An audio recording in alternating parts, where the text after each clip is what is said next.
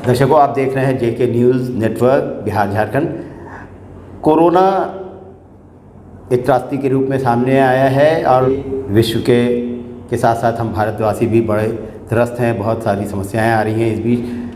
पहले लॉकडाउन, जो पहला हमारा लॉकडाउन हुआ 22 तारीख के बाद, जो जनता कर्फ्यू हुआ, उसके बाद 24 तारीख से कंप्लीट लॉकडाउन पूरे भारतवर्ष में हुआ। और उस समय जो मरीज़ों की तादाद, कोरोना पीड़ित मरीज़ों की तादाद लगभग 500 के थी। अब सेकेंड लॉकडाउन हुआ, फिर थर्ड लॉकडाउन हुआ और 17 के बाद ये हो सकता है आगे बढ़े या क्या होगा, ये प्रधानमंत्री जी सोचेंगे। लेकिन अगर हम ये देखें कि इन सारे लॉकडाउन के बाद मरीज़ों की तादाद क्या 500 से नीचे आई है या 500 से ऊपर गई है, तो अभी तक का आंकड़ा लगभग 50,000 से ऊपर चला गया है।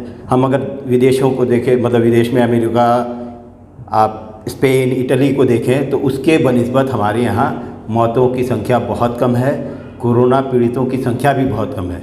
तो हम अगर अभी कंपेयर करें, हम थोड़ा डरते हैं इसलिए कि हम कंपेयर करते हैं इटली, अमेरिका और स्पेन से, जहाँ मरीज़ों की तादाद ज़्यादा है, मरने वालों की तादाद भी बहुत ज़्यादा है।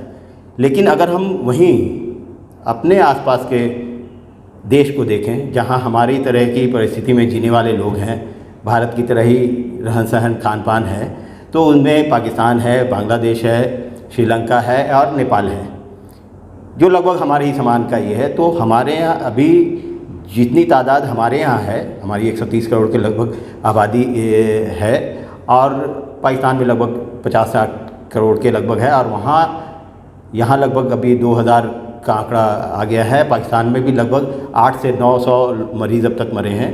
वहीं बांग्लादेश में 400 या 450 मरीज़ मरे हैं, श्रीलंका में 200-250 मरे हैं, और नेपाल में और भी कम है। तो अगर हम उनको देखते हैं, है ना, कि हमारे हिंदुस्तान में तो हमने बहुत हद तक लॉकडाउन का पालन भी किया है। कुछ एक ऐसी घटनाएं हुई जहां लोग बाहर निकल गए, बहुत तरह की समस्याएं थी उनको।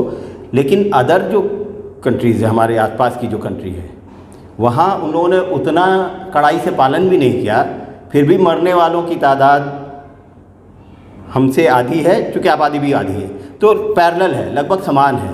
तो वैसे में ये सोचना है कि क्या 17 तारीख के बाद लॉकडाउन बढ़ाना सही होगा या गलत होगा। चूँकि केवल ये नहीं देखना है कि हमारी जान भी बचे, हम लोगों को तो ये भी देखना है कि हम लोगों की जान के साथ साथ हमारे लोगों की जान भूख से ना जाए। क्योंकि बड़ी संख्या में अभी जो हमारी आबादी का लगभग 60 से 70% है की आबादी है, वो अभी भूख से मरने की कगार पे आ गई है। तो जान के साथ साथ इनको जहान भी बचाना है। तो इसलिए मुझे तो लगता है कि आपको 17 तारीख के बाद लोगों को थोड़ी सी, जहाँ रेड जोन है वहाँ थोड़ी सी सख्ती करते हुए, बाकी जितनी जगह हैं उनको मेरे ख्याल से टोटली लॉकडाउन को हटा ही देना चाहिए। क्योंकि हो ये रहा है कि हम कोरोना बीमारी को सही से समझ नहीं पा रहे हैं। हमने बहुत सारे विशेषज्ञों से बात की जो स्वास्थ्य से जुड़े हुए लोग हैं, उनका ये कहना है कि कोरोना को आप एक फ्लू के रूप में ले सकते हैं। Corona just like a flu, जैसे घर में एक किसी को फ्लू होता था, सर्दी जुकाम हल्का फीवर, तो कभी उसकी वाइफ को हो गया, लगे उसके बच्चों को हो गया, और लगभग 15, 20, 25 दिन में पूरे घर में एक बार हुआ और सभी नॉर्मल ट्रीटमेंट से ठीक हो जाते थे। इवन किसी को हॉस्पिटल तक जाने की नौबत नहीं आती थी। तो लगभग कोरोना भी इसी तरह का सिम्टम दे रहा है। आज भी हमारे यहाँ जितने लोग, जो अगर कोरोना को लोग इतना भयावह समझ रहे हैं, तो आप इससे समझ सकते हैं कि ये उतना भयावह है नहीं। क्योंकि अगर हम बिहार में ही अभी आंकड़ा देखें, तो बिहार में जो पीड़ित हैं लगभग 600 के लगभग हैं, और 600 में से लगभग 300 ठीक हो चुके हैं। जो बाकी 300 हैं उनमें भी 90% माइल्ड सिम्टम वाले हैं, पॉजिटिव हैं लेकिन माइल्ड सिम्टम है, और 10% ऐसे हैं जिनमें से 1-2 को वेंटिलेटर पे रखा हुआ है, कुछ को आप आईसीयू में रखा हुआ है और कुछ उससे थोड़े इसमें, यानी वो हॉस्पिटलाइज सीवियर इसमें आ सकते हैं। तो परसेंटेज जो है हमारा, रिकवरी परसेंटेज हमारा 50% है और आगे भी जो है वो भी ठीक होने के इसमें। तो मरने जो कैजुअलिटी का परसेंटेज बहुत कम है। तो हमको ऐसा भी नहीं सोचना है कोरोना के लिए कि अगर कोरोना हो गया तो हम मर जाए।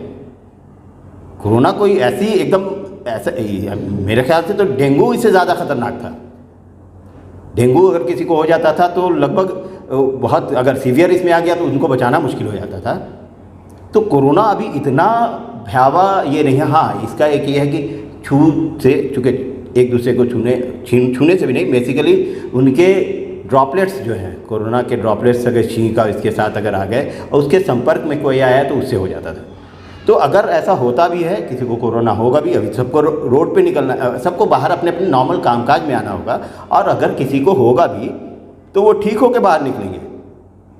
कुछ सीवियर जो हैं पेशेंट हैं, जैसे बूढ़े लोग हैं जो ऑलरेडी पहले से पेशेंट कुछ ऐसे हैं, या छोटे बच्चे हैं जो कमज़ोर हैं, उनको घर के अंदर रखें। मेरे ख्याल से उनको घर के अंदर रखना चाहिए। और बाकी जो नॉर्मल हैं उनको बाहर आके अपने अपने नॉर्मल कामकाज में लगना ज़रूरी है। अदरवाइज़ अब अगर हम आगे लॉकडाउन बढ़ाते रहें तो इसकी कोई सीमा नहीं है, अनंत है। ऐसा नहीं है कि ये ज़ीरो हो जाएगा, कि एकदम पूरे इंडिया में एक भी पेशेंट नहीं है और तब हम लॉकडाउन हटा लेते हैं। तब तक तो भूख से मेरे ख्याल से आप भी लगभग 1.5-2 लाख लोग मर जाएंगे। लॉकडाउन आगे बढ़ाना ये इतना सही नहीं होगा और नॉर्मल होके आप बाहर निकलेंगे और इसे लड़ना है। और क्या, कोरोना से अब लड़ के जीना सीखना है।